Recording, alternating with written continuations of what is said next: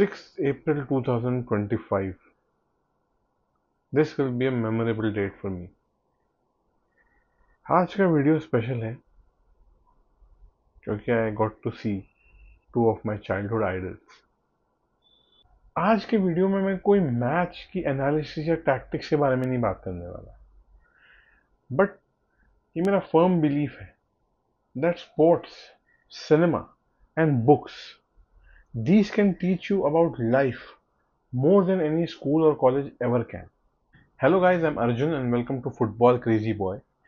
I was very young जब मैंने FC Barcelona को फॉलो करना शुरू किया because of Ronaldinho, Messi, Xavi, Iniesta, Puyol, Thierry Henry, Samuel Eto'o and so on. And it was my dream to see these players live. Most of these players are retired or are at the fag end of their career. But yesterday I got an opportunity to see two of my idols play live, Xavi and Puyol. They might have aged, but as they say, class is permanent.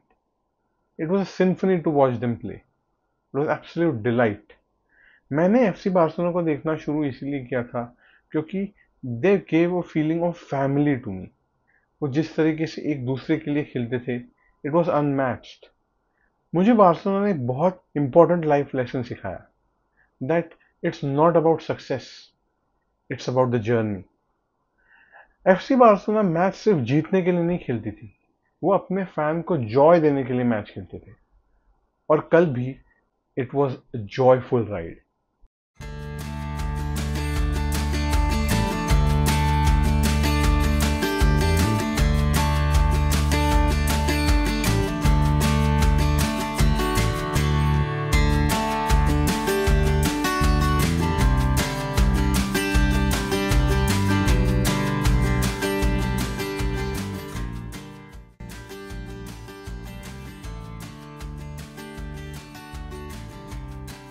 तो DY Patil stadium में मुझे जाना था stand 8 में, और मुंबई के traffic की वजह से थोड़ा लेट भी हो गए थे। एक्साइटमेंट भी थी पर नर्वसनेस थी कि कहीं start of the match miss ना हो जाए। थोड़ा यकीन भी नहीं हो रहा था कि लाइफ को पहला फुटबॉल मैच और मैं Xavi और पुयोल को लाइव खेलते हुए देखूंगा। तो टाइम पे पहुंच गए और मैच शुरू हो गई थी। तो हम स्टैंड N में लेवल 3 पे बैठे थे। स्टैंड M और N FCB मुंबई ने पोस्ट डाला था कि दे विल बी ऑक्यूपाइंग दो स्टैंड्स, तो मैंने उसके हिसाब से ही टिकट खरीदी थी। FCB मुंबई और most of the Barca fans west stand की तरफ बैठे थे, तो हम जिस तरफ बैठे थे बार्सिलोना उसी तरफ अटैक कर रही थी। तो मुझे लगा काश बार्सिलोना का गोल देखने को मिल जाए, but as of now Madrid attack थे। मैड्रिड बॉल पोजीशन भी होल्ड कर पा रहे थे और वो अटैक भी बहुत स्मूथली कर पा रहे थे। वैसे तो ये बारसा और मैड्रिड लेजेंड्स की फ्रेंडली मैच थी, बट एल क्लासिको में कभी कुछ फ्रेंडली रहा है? क्राउड और एम्बियंस एकदम फुल थ्रॉटल पे था। सारे फैंस एक्साइटेड थे और फन बैंटर भी चल रहा था, एंड थोड़ा नॉट सो फन बैंटर भी चल ही रहा था। बार्सिलोना अपना बिल्डअप अच्छे से कर पा रही थी, बट finishing touches lack हो रहे थे। We did not have someone who could convert those chances. Real Madrid legends ने अपने फर्स्ट हाफ का डोमिनेंस कंटिन्यू करते हुए एक सिंक्रोनाइज पासिंग मूव के थ्रू अपने इस मैच का फर्स्ट गोल स्कोर कर दिया, and as you can see the crowd goes crazy.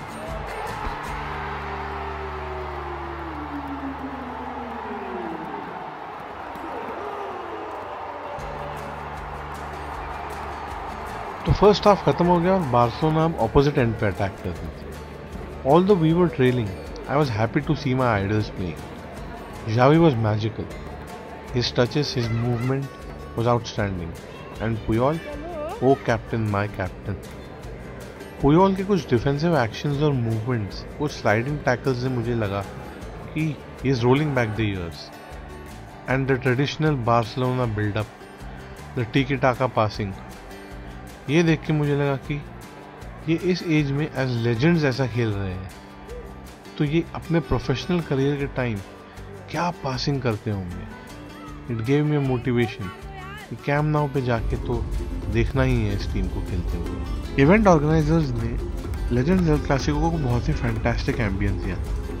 It almost felt like we are in Spain watching the real El Clasico, and it was hard to believe that these players are retired players. And at the end, it was 2-0 to Madrid. Even though Barca legends lost the match, मैं कहूँगा this was an experience of lifetime. I got to see two of my biggest idols, Xavi and Puyol, and I got to see how professional footballers behave on pitch. I could learn a lot. I am grateful कि legends El Clasico Mumbai में हुआ। मुझे Xavi और Puyol को live खेलते हुए देखने का मौका मिल गया। And as part of every match ritual, the players came towards the stand to thank the fan, and that it was an emotional moment. It was a moment where I could see my idols walk towards me. It was special. This will be a special vlog for me for the rest of my life.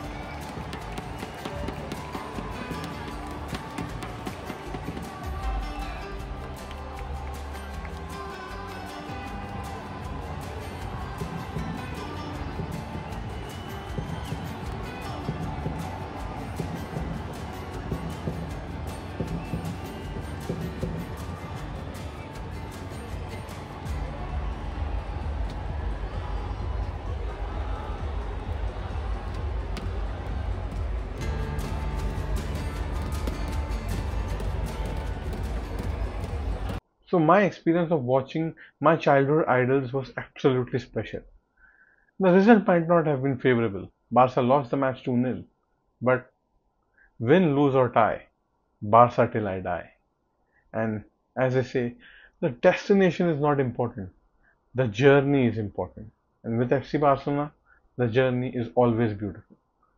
Like कर दीजिएगा, subscribe कर दीजिएगा, and हमेशा याद रखिए, Biska Barça, Biska कातालुनिया।